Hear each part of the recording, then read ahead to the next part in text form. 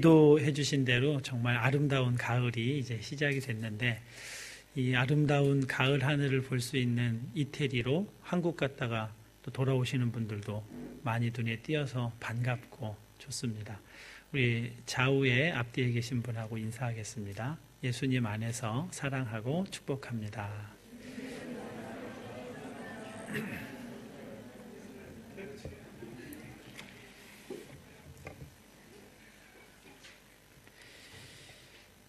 야곱이 죽었습니다. 고향을 떠나서 아들 요셉이 총리로 있는 이집트에서 살다가 나이가 많아져서 자연사했습니다.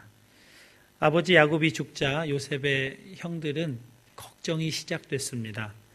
요셉이 이제 어떻게 나올지 모르겠다는 겁니다. 아버지가 살아계실 때는 그래도 잘 대해줬는데 이제 아버지가 죽고 없으니 우리에게 어떻게 대할까? 그것이 많이 걱정이 된 겁니다. 형들 생각에도 자기들이 한 일을 용서하기가 참 어렵겠다. 그렇게 생각이 든 거죠. 아버지의 사랑을 듬뿍 정말 많이 받던 아들이 형들의 미움을 받아서 하루아침에 노예로 팔려서 노예의 삶을 그동안 살았으니까 그 가슴에 맺힌 한이 얼마나 클까 다 짐작할 수 있는 거죠. 자기들의 한 일이 도저히 용서받을 수 없는 일이라는 생각을 한 겁니다. 그동안 아버지가 있으니까 그래도 요셉이 참아준 거다 이렇게 생각을 하게 된 거죠. 그래서 요셉에게 찾아가서 아버지가 이렇게 우리들에게 너에게 말을 전하라고 했다 하면서 창세기 50장 17절에 이렇게 말하고 있습니다. 너희는 이같이 요셉에게 이르라. 내 형들이 내게 악을 행하였을지라도 이제 바라건대 그들의 허물과 죄를 용서하라 하셨나니 당신 아버지의 하나님의 종들인 우리 죄를 이제 용서하소서 하매 요셉이 그들이 그에게 하는 말을 들을 때에 울었더라. 동생을 3인칭 극존칭 당신이라고 부르면서 용서를 구하고 있는데 요셉이 그 얘기를 들으면서 울었습니다.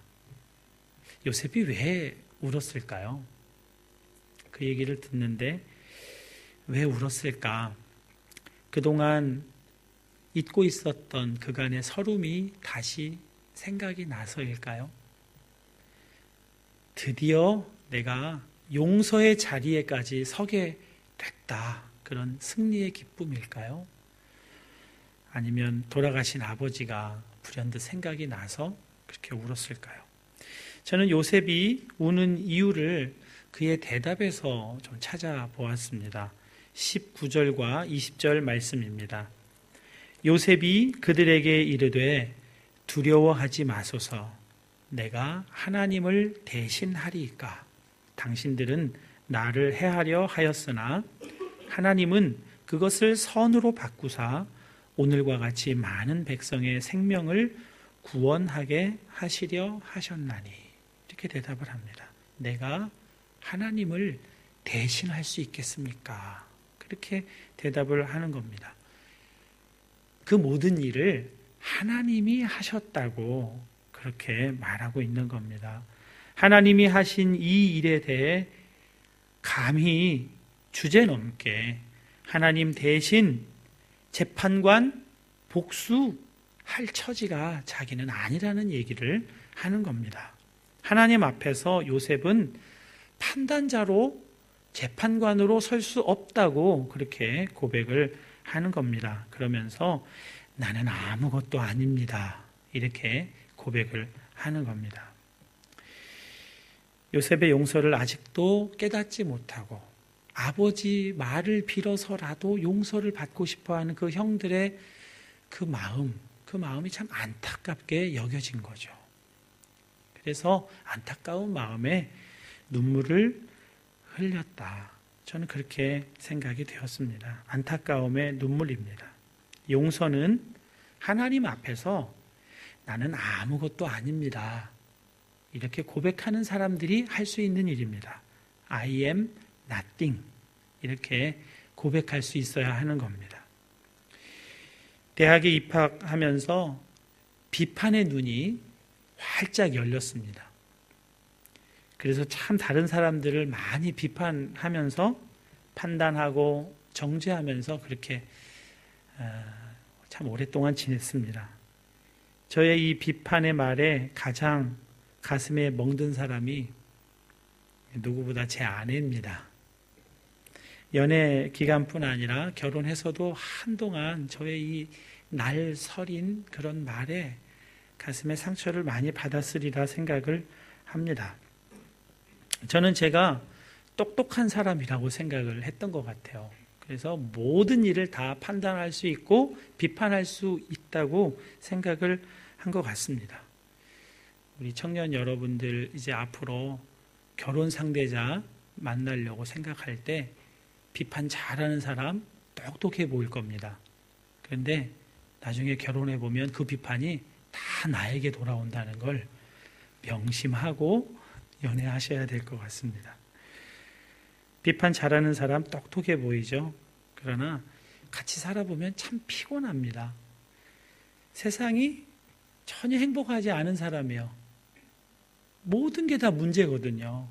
다 지적거리거든요. 얼마나 피곤하겠어요. 본인이 피곤하니까 같이 사는 가족도 특별히 아내, 남편이 정말 피곤해지는 겁니다. 저는 특히 말하는 걸 가지고 많이 트집을 잡았습니다. 왜 이렇게 자기 표현이 분명하지가 않으냐. 생각을 좀 정확하게 표현해라.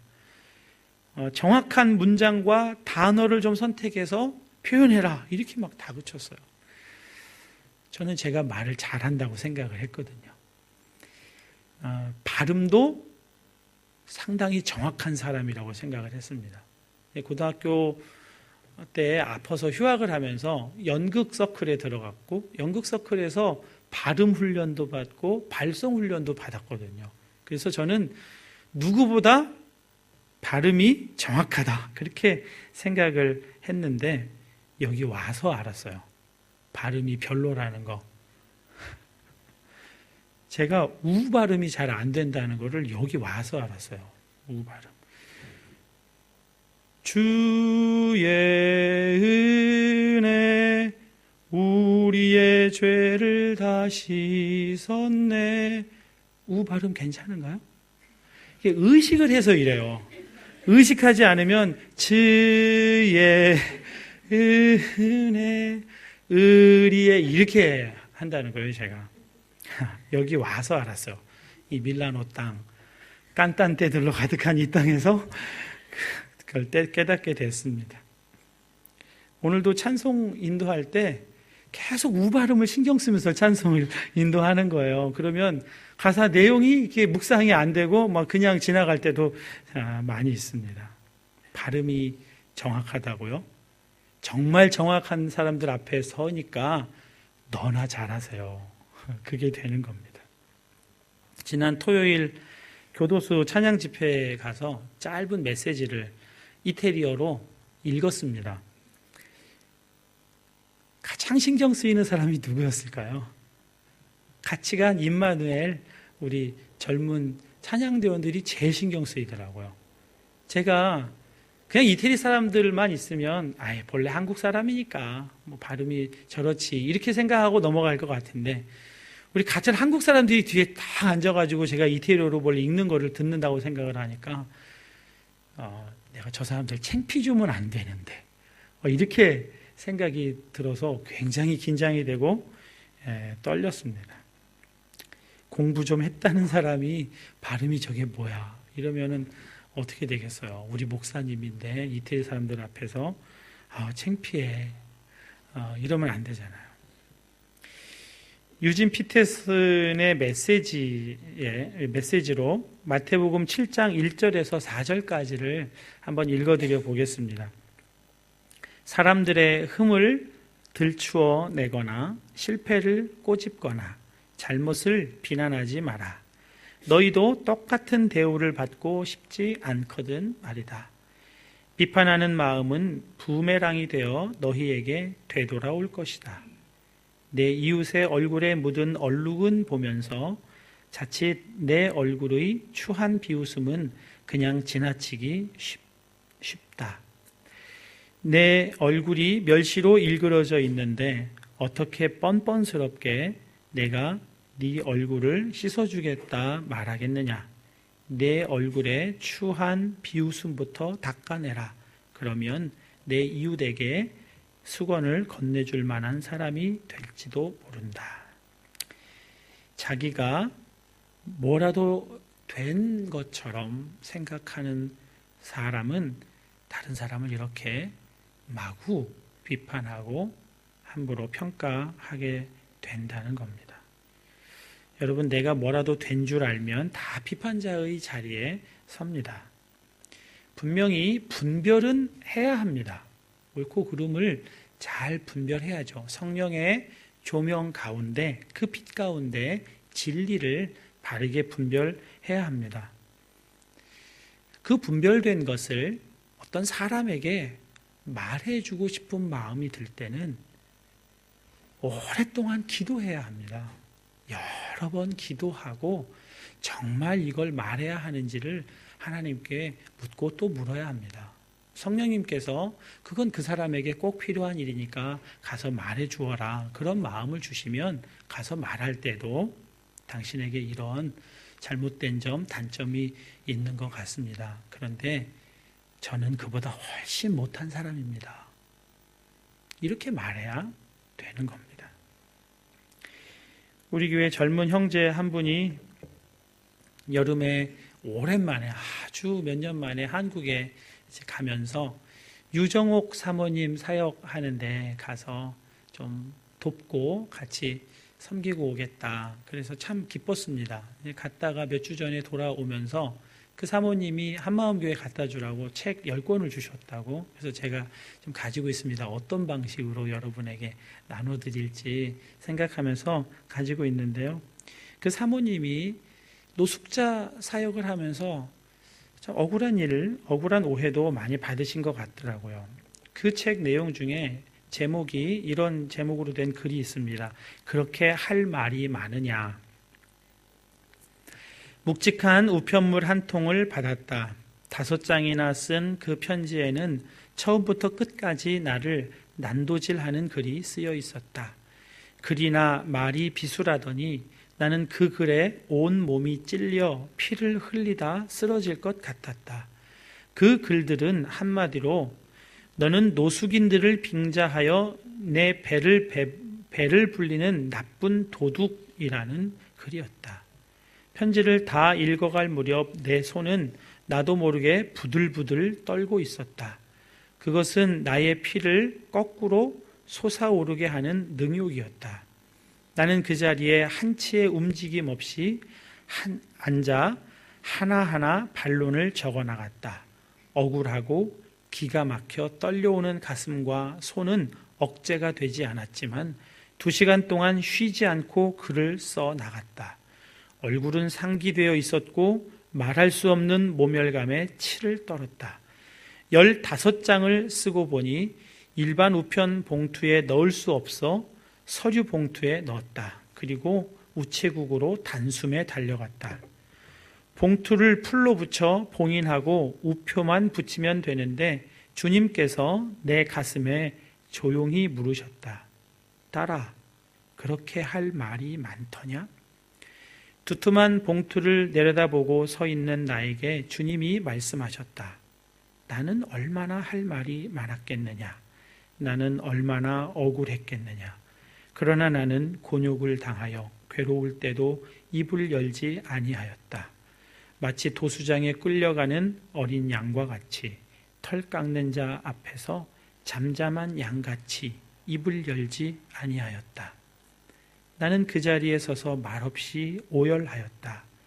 그리고 그에게 썼던 15장의 편지를 찢어 쓰레기통에 넣었다. 보름이 지났을 때 그에게 전화가 왔다. 사모님, 제가 사모님께 죽을 죄를 지었어요. 그는 울먹이느라 제대로 말을 잇지 못했다. 그는 지금 나의 가장 신실한 동역자로 내 곁에 와 있다. 그는 나에게 있어 브리스가와 아굴라 같은 동역자가 되었다. 그날 내가 15장의 편지를 붙였다면 나는 그를 영원히 잃었을 것이고 어쩌면 지금 나를 가장 치명적으로 공격하는 적장이 되어 있을 것이다. 여러분, 할 말이 있다는 것은 내가 something인 줄 아는 겁니다. 하지만 내가 nothing인 줄 아는 사람에게는 할 말이 없다는 겁니다. 그 사람이 비판하지 않고 반격하지 않고 용서할 수 있는 사람인 겁니다. 사도 바울이 고백했습니다. 빌립보서 3장 7절에서 8절입니다. 그러나 무엇이든지 내게 유익하던 것을 내가 그리스도를 위하여 다 해로 여길 뿐더러 또한 모든 것을 해로 여김은 내 주 그리스도 예수를 아는 지식이 가장 고상하기 때문이라. 내가 그를 위하여 모든 것을 잃어버리고 배설물로 여김은 그리스도를 얻고. 바울이 말하는 그 모든 것, 그는 신분도 상당히 훌륭한 신분이었고요. 공부도 다른 사람 못지않게 많이 했던 사람입니다. 그것뿐 아니라 그는 정말 주님을 위해서 목숨을 다해서 살았던 사람입니다. 고린도후서 11장 23절에서 27절이 그것을 잘 드러내주고 있습니다. 내가 수고를 넘치도록 하고 옥에 갇히기도 더 많이 하고 매도 수없이 맞고 여러 번 죽을 뻔하였으니 유대인들에게 40에 하나 감한 매를 5번 맞았으며 3번 태장으로 맞고 1번 돌로 맞고 3번 파손하고 1주야를 깊은 바다에 지냈으며 여러 번 여행하면서 강의 위험과 강도의 위험과 동족의 위험과 이방인의 위험과 시내의 위험과 광야의 위험과 바다의 위험과 거짓 형제 중의 위험을 당하고 또 수고하며 애쓰며 여러 번 자지 못하고 줄이며 목마르고 여러 번 굶고 춥고 헐벗었노라. 이런 일을 다 하고도 그 모든 것을 배설물로 여기게 되었다고 고백하는 겁니다. 사도 바울이야말로 나는 무엇야, I am something이야, 이렇게 말할 수 있는 자격이 있지 않습니까? 그런데 그는 그 모든 것을 배설물로 여기고 나는 아무것도 아니야, 그렇게 말합니다. 예수님 때문입니다. 예수님 믿고 예수님과의 관계 속에서 살아가는 것을 붙들고 가니까 그 모든 것은 그 가치에 비해 아무것도 아닌 것으로 여겨지게 되었다는 겁니다. 예수님 앞에 향유를 들고 온 여인이 있었습니다. 그 향유를 예수님 발에 다 쏟아 부었습니다. 300데나리온 어치의 가치가 있다고 그 주변에 있던 사람들이 말했습니다. 요즘 이태리로 말하면 한 3만 유로 정도 되는 가치입니다. 그 향유를 발에다 쏟았습니다. 발에. 허비처럼 보이고 쓸데없는 낭비처럼 보입니다. 그러나 그 여인은 주님으로부터 용서를 받은 겁니다. 주님을 나의 주님으로 영접하면서 그의 생을 짓누르던 죄의 짐에서 벗어나게 된 거예요. 그 용서의 은혜에 비하면, 예수님과 이제 새로운 관계가 시작됐다는 이 가치에 비하면 결혼 자금으로 소중하게 여기고 자기 자신처럼 소중하게 여겼던 그 향유 깨뜨려 허비하는 것은 아무것도 아닌 것으로 여겨지게 되었다는 겁니다. 주님이 말씀하셨습니다. 우리가 우리에게 죄 지은 자를 용서하여 준 것 같이 우리의 죄를 용서하여 주옵소서, 이렇게 기도하라고 말씀해 주셨습니다. 여러분, 여기서 오해하시면 안 됩니다. 내가 누군가를 용서해 준 그 행위 딱 그만큼 주님이 나를 용서해 주실 거라는 생각을 하시면 안 되는 겁니다. 그 뜻이 아닙니다. 다른 사람을 용서해 주는 삶을 사는 것을 보니 네가 용서함을 받은 사람이구나 하는 것을 알게 된다는 겁니다.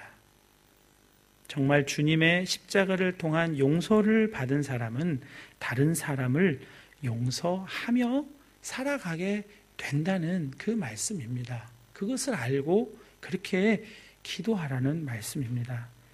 내가 주님께 받은 용서에 비하면 다른 사람이 내게 용서받아야 할 일, 그것은 nothing인 겁니다. 주님께 용서받으려고 하면 왜 용서받아야 하는지를 알아야 되겠죠.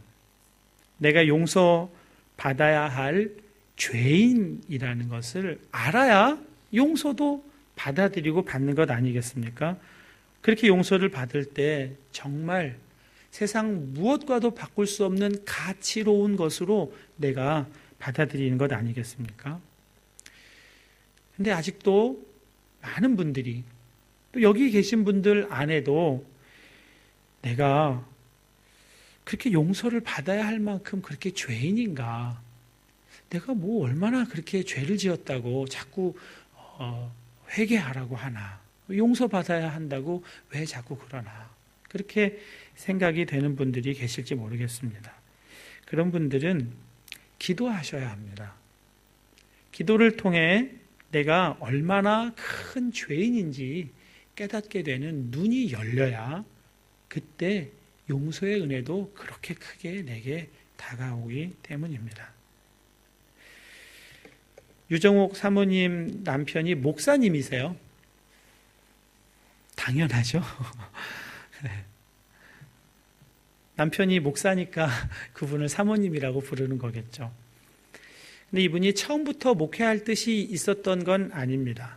사업을 하는 분이셨어요. 교회에는 발도 들이지 않는 그런 분이셨습니다. 사업이 아주 잘 됐다고요.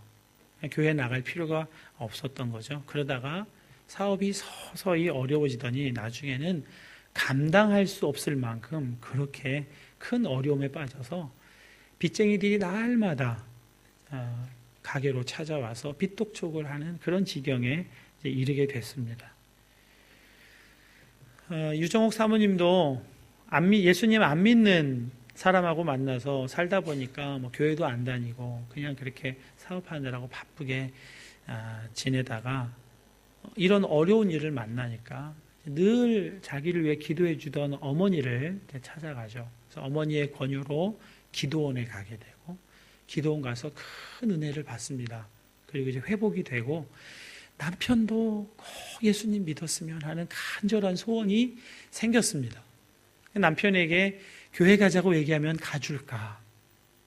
근데 의외로 교회 가자고 하는데 교회도 가주고 기도원 가라고 하니까 또 기도원도 가겠다고 그래요. 이상한 일이죠. 그렇게 해서 기도원을 이 남편이 이제 가게 됩니다. 별로 가고 싶은 마음이 사실은 없어요. 내적으로 계속 갈등이 있습니다. 아내가 소원이라고 한 번만 가달라고 하니까 가긴 가야 되겠는데 자존심이 상하는 거예요. 성공해서 떳떳해서 다 가면 괜찮은데 이거 실패했다고 어려워졌다고 예수님 찾는다는 게 이게 너무 자존심 상하고 기분 나쁜 거예요. 그러니까 안 가고 싶은 거예요. 또 이렇게 어려운 지경에 있는데 아내를 혼자 그런 어려운 지경에 놔두고 며칠씩 기도원에 간다는 건 이 무책임한 것처럼 생각이 되고 버스에 올라탔다가 다시 내리고 또 올라탔다 내리고 수십 번을 갈등을 하다가 결국은 이제 아내가 간곡하게 가도 된다고 그래서 이제 기도원으로 올라가게 됩니다. 올라가던 길에 많은 사람들이 기도원에 밥솥 같은 걸 다 들고 옛날에는 그런 식당 같은 게 없었기 때문에 며칠씩 기도원 갈 때는 쌀도 들고 가고 밥솥도 들고 가고 그랬어요. 그냥 아줌마, 할머니, 애들뿐인 거예요. 건장한 이런 젊은 남자는 없어요. 그러니까 내가 갈 때가 아니지. 그러면서 여기까지 왔으니까 이제 난 가야 되겠다. 그리고 내려가는데 웬 할머니 한 분이 무거운 짐을 지고 올라오시는 거예요.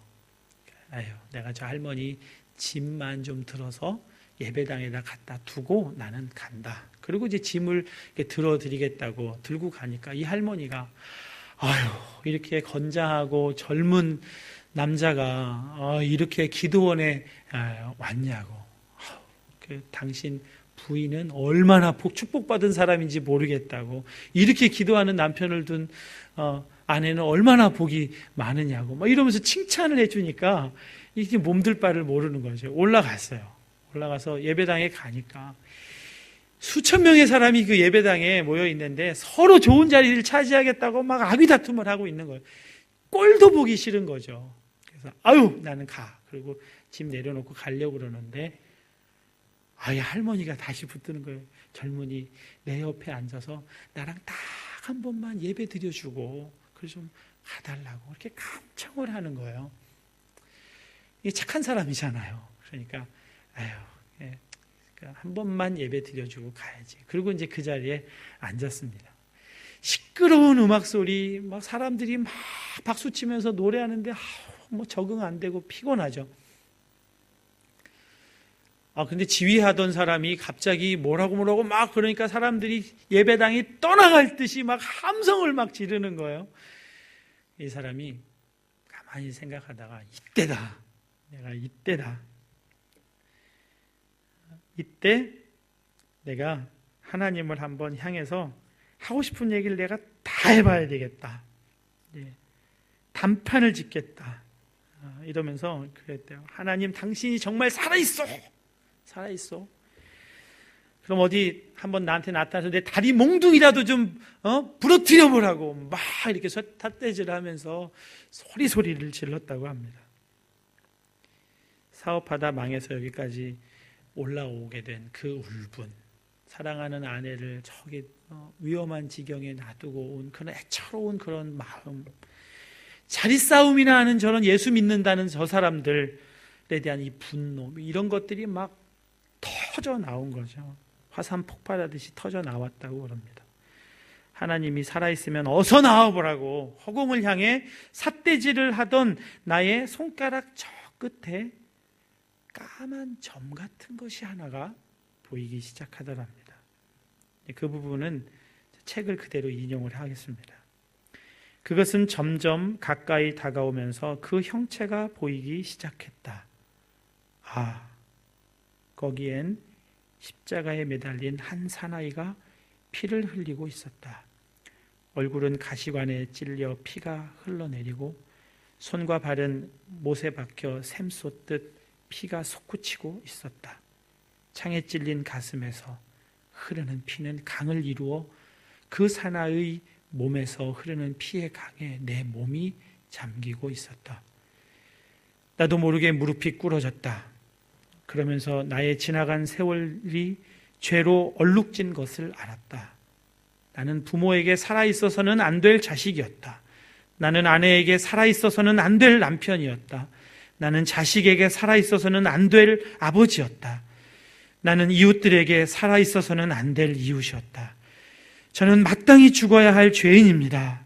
나도 모르게 오열이 터져 나왔다. 내 죄의 무게가 얼마나 무거운지 나는 죄에 눌려 죽을 것만 같았다.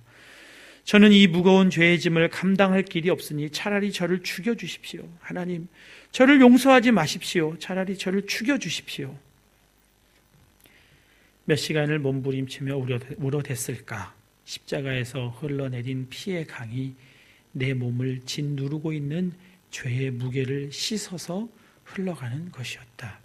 그때 나의 모든 죄의 짐이 사라지고 바위처럼 무거웠던 마음이 깃털처럼 가벼워지는 것을 느꼈다. 여러분, 기도하시면 찾고 구하고 두드리면 반드시 열리는 줄 믿으시기 바랍니다. 너희가 악할지라도 좋은 것을 자식에게 줄 줄 알거든 하물며 너희 하늘 아버지께서 구하는 자에게 성령을 주시지 않겠느냐. 성령이 오시는 겁니다. 성령이 오시면 우리의 눈이 열립니다. 내 죄의 눈이 열립니다.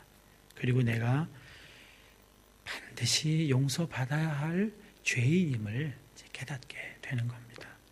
성령님이 오셔서 하시는 일이 그런 일이시거든요. 그가 와서 죄에 대하여, 의에 대하여, 심판에 대하여 세상을 책망하시리라. 죄가 무엇인지를 가르치시겠다는 거예요. 내 수준에서 이 정도는 죄 아니지 싶은 것까지도 주님은, 성령님은 오셔서 그것이 죄라는 것을 통렬히 깨닫게 하시는 일을 하신다는 겁니다. 여러분 자신이 얼마나 큰 죄인인 줄을 깨닫고 그것을 아는 사람만 용서의 놀라운 기쁨을 누릴 수 있습니다. 그리고 용서의 놀라운 기쁨을 아는 사람만 다른 사람을 비판하지 않고 정죄하지 않고 용서하는 용서의 사람의 삶을 살 수가 있는 겁니다. 모든 짐에서 놓여 죄 사함의 복을 다 누리실 수 있기를 축복합니다. 용서의 사람이 되어 용서의 기쁨을 누리며 나누시는 저와 여러분 되기를 간절히 기원합니다. 우리 함께 찬양하겠습니다.